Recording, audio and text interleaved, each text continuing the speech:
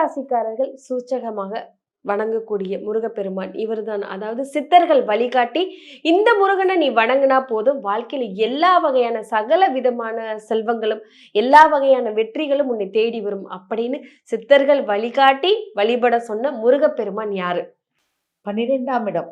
12ஆம் இடங்கிறது மீனம். இந்த மீன ராசியில மோட்சம் அங்க இருக்கு. நிவர்த்தின்னு அங்க ஒண்ணு இருக்கு. அப்போ அவர்களுக்கு சூட்சமமா இருக்கக்கூடிய ஒரு முருகன் பார்த்தீங்கன்னா, சோலைமலை. அவர் எங்க இருக்காரு? பழமுதிர்ச்சோலைக்கு பக்கத்துல. அப்போ அந்த சோலை சார்ந்த இடத்துல அப்படியே பழமுதிர்ச்சோலைங்கிறது அப்பவே சொன்ன பிரகாசம் அப்படின்னு சொல்லியிருக்கேன். அது பக்கத்துல இருக்கக்கூடிய சோலைமலை. அந்த முருகன் கோயிலுக்கு இவங்க போகும்போது தோஷங்கள்னு அப்படி இருக்கு இல்லையா?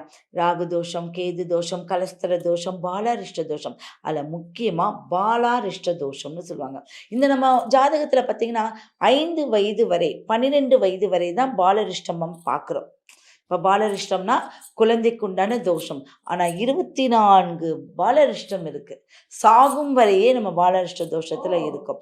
ஒரு குழந்தை பிறந்தோன்னே இருக்குது, ஒரு குழந்தை 10 வயசுல இப்படி நம்ம கேள்விப்பட்டிருக்கோம். அப்போ அந்த தோஷத்தை பார்க்காததுனால தான் அந்த பிரச்சனையெல்லாம் நம்ம இருக்குது. அப்போ இந்த முருகன் கோயிலுக்கு அப்போ அவங்க வழியில் யாராவது இப்படி இருந்துக்கிட்டே இருக்குது, எனக்கு எங்கள் அக்கா தங்கச்சி அப்படிலாம் இருக்குன்னா இந்த கோயிலுக்கு கூட்டு போக சொல்லுங்கள். இப்போ மீன ராசிக்காரர்கள் அந்த மீன ராசிக்காரர்கள் எந்த ராசியினரை வேணாலும் கூட்டிட்டு போகலாம். ஸோ அவங்களுக்கு எல்லா வகையான இவங்களும் தோஷ நிவர்த்தி அடைஞ்சிடுவாங்க. மற்றவர்களுடைய ராசியும் தோஷ நிவர்த்திக்கு உண்டான வழி அவங்களுக்கு ஈஸியாக கிடைச்சிடும்.